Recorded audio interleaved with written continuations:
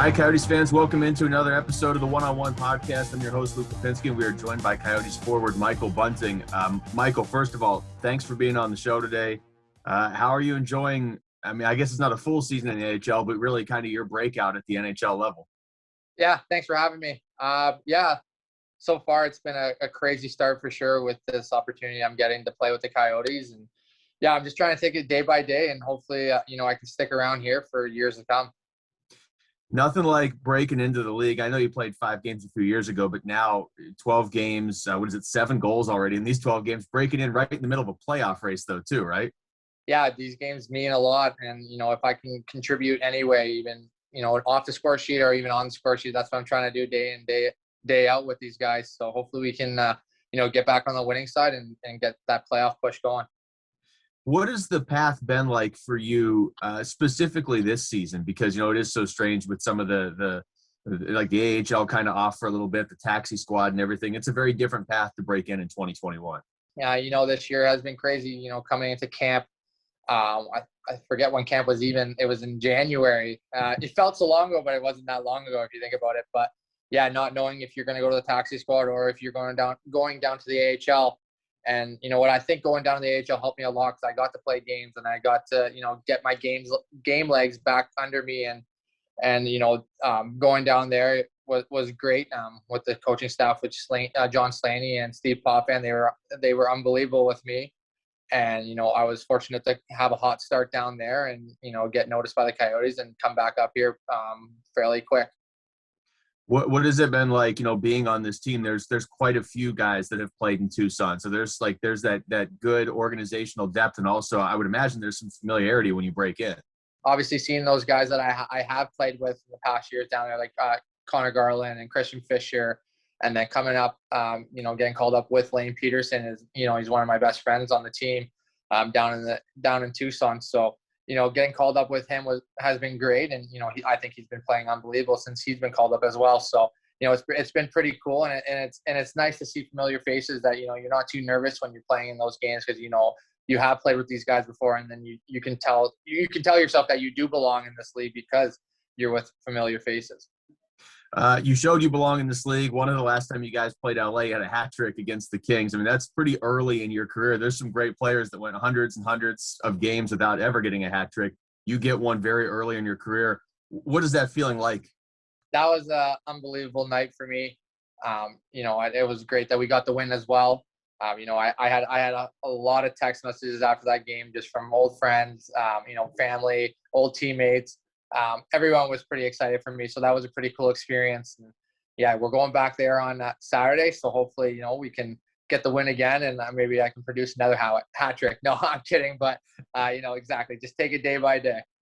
Well, one thing about your game that has really stood out, and it seems like something that I think people watching think it would be easy. It's obviously not easier. More guys would do it, but you are not afraid to go to the net. Even the Minnesota game last night, I was watching, there was a couple points where there was like 2 Minnesota guys around you, plus you're in Cam Talbot's face. That does so many things for the offense, and yet we don't see it very often. Is that something you feel like you can consistently do at this level? Yeah. I've done that since I played in junior. I just feel like that's a great area to go to. Not a lot of people are willing to go to the dirty areas, and if those are where the dirty goals are made of. And that's where my game kind of was built in junior. And I brought it to pro that, I'm not afraid to go to that area. And, it does suck sometimes. Obviously I do get a beating, but I think it's well worth it for the team. And, if I'm able to just be in front and screen the goalie while a shot goes by me, if I don't have a point on it, I feel like I did just as much to help with that goal. So it's a good feeling no matter what happens when I'm in front of the net. Have you noticed, I know you haven't played that many games yet, but you guys are playing the same teams over and over this year. Have you noticed more and more attention the more you play a team, or people are like, wait a minute, this guy's scoring every other night right now? Yeah, I've noticed that I've been picked up quite a bit more in front of the net, especially in this Minnesota series. I feel like I didn't have as much space as I've been used to in the past games, but I love it because it gets me in the game even more when guys are giving it back to me, and it makes me more engaged to the game. So I do enjoy that.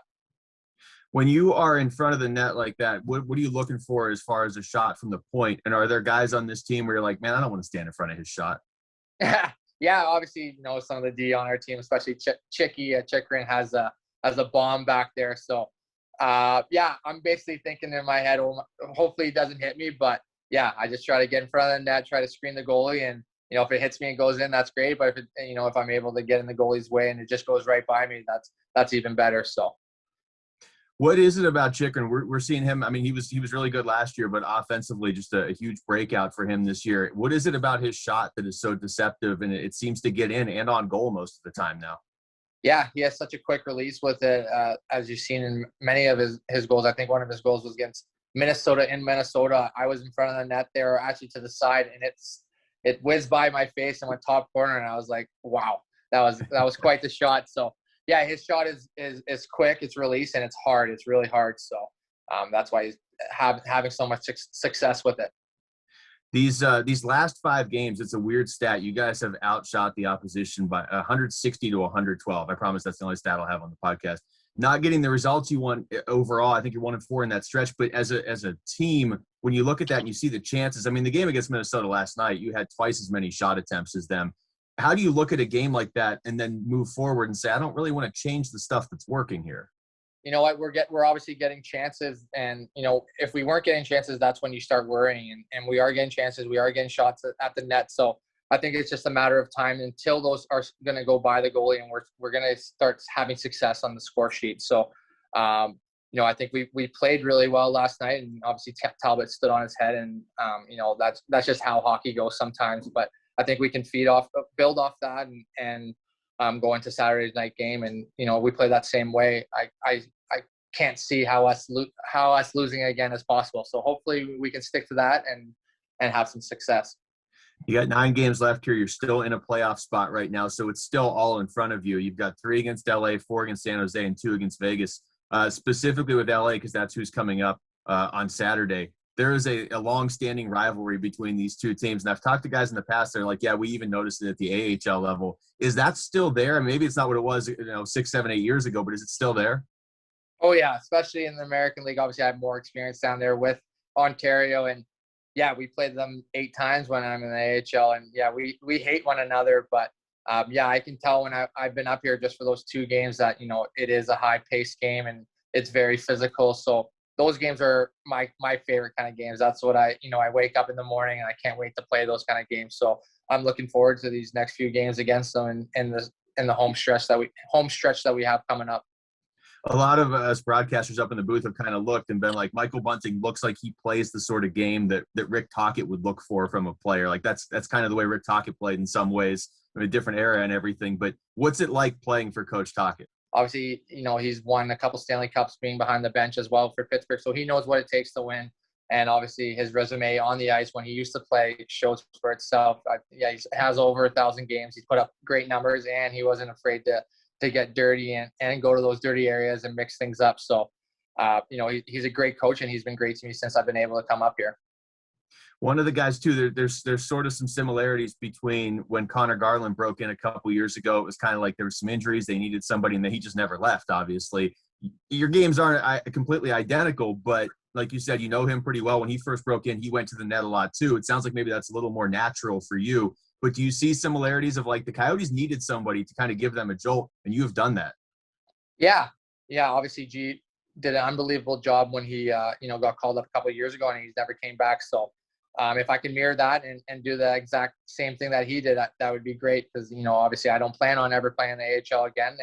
And that's my goal, is to stay up here. And yeah, I just want to keep taking it. I keep saying this is day by day, but I have to do that because I can't get too high on the highs and too low on the lows. But I think that's where I'm having success, because I'm not, getting too high on what I've done in the past few games. That, I want to keep this going, and I want to keep the success going as well. What's the biggest difference you've noticed? Again, I know it's still early, but from the AHL to the NHL, a lot of guys just always say speed. Is it that, or is there something else? Yeah, it's definitely the speed. Luckily, I like to play a fast game, so I've been pretty comfortable with it. But I think honestly, is the time and space with it is when in the American League you might have a little bit more time to make that little play, or you have more time with the puck when you're skating up the ice. I feel like up here you have the puck and you have to look up right away, or someone else is coming to get you and get that puck off you. So I think that's the biggest thing, is making that quick play, and that next play is the biggest difference from the leagues. One of the things that has stood out with your group, I mean, you guys have had a lot of success this season, and now like the last week or so, it's been tougher, obviously, as we get closer to the end of the season. When things get tough, you guys seem to bounce back and play harder the next game. Is that a characteristic you find with this team? Obviously, we want to win. We want to be in every single game, and we want to make this playoff push happen. So, the guys in the room have been great, and they've been very positive. And we go into every game thinking that we can win. And yesterday just unfortunately didn't happen, but we know how big this game is coming up on Saturday. And we're gonna have a great practice tomorrow and get ready for it. I guess just big picture with you. I mean, who were some of the guys that you looked up to when you were playing hockey growing up? Probably Joe Sakic was my favorite player when I grew up, and then a little bit of Ty Domi when I was because I'm from Toronto, and he was tough and he wasn't afraid to pretty much take anyone on. So maybe a little mixture of those both. I can take those into my game. I got to ask you this then. I mean, what is the difference? You're playing Toronto, you're growing up there, and it's just insanity about hockey all the time. Now here, it's like 90 degrees. It's gonna be 100 degrees when the playoffs start around here.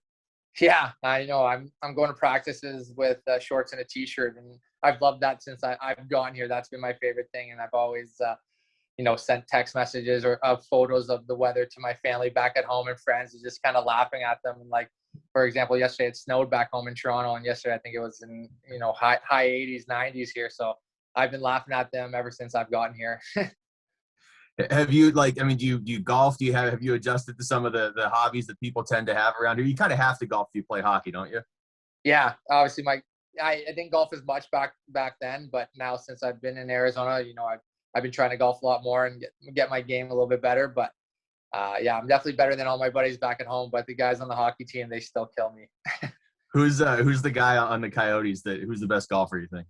I'm hearing Keller is pretty much a scratch golfer, so I've heard some good things about him. Looking down the stretch now, 9 games left. Like we said, 3 against LA, 4 against San Jose, 2 against Vegas. Is there anything you guys look at as a team and say, okay, we need to tighten this up or we need to change this? Or is it kind of like, this is our game now, let's see if it works? You've had a lot of success against San Jose in particular. I think, we just got to go into Saturday's game exactly how we went in to last night's game. We played with speed, and we played north-south kind of hockey, and we had our chances, and unfortunately just we weren't able to capitalize on them. So like I said, we had our chances, and it's only a matter of time until that we break down that door and we get those chances and they go in. So I'm looking forward to Saturday because I feel like we can build off of what happened last night. Obviously the 4-1 score doesn't reflect about our play. Also with the goaltending, I mean, there was a stretch there where you guys had to play 4 straight games with 4 different goalies, and the Coyotes have traditionally had pretty good goaltending, or at least since I've been here, and they gave you a chance to win all 4, but like a guy like Ivan Prosvetov has to step in and make his first ever start against Colorado when they're on a roll. What's it like for you guys, where for the most part you're in good hands back there, but it's been a roller coaster the last month or so with the injuries? Definitely has been crazy, but with all 4 goalies, we're very confident. With any of them stepping in, I think Proby did an unbelievable job against Colorado that night. Yeah, he stood on his head for us, and Hiller as well has stood on his head for us. And when Rance was in as well, they've been playing well. So, and Kemper last night. So, yeah, all 4 have been great for us. So, no matter what night it is and whoever's in the net, we're pretty confident. Michael, I appreciate the time, man. Keep doing what you're doing. Good luck down the stretch. Yeah, thanks for having me. All right, thanks a lot. That's Michael Bunting. I'm Luke Lapinski. Coyotes fans, thanks for listening to the One-on-One podcast.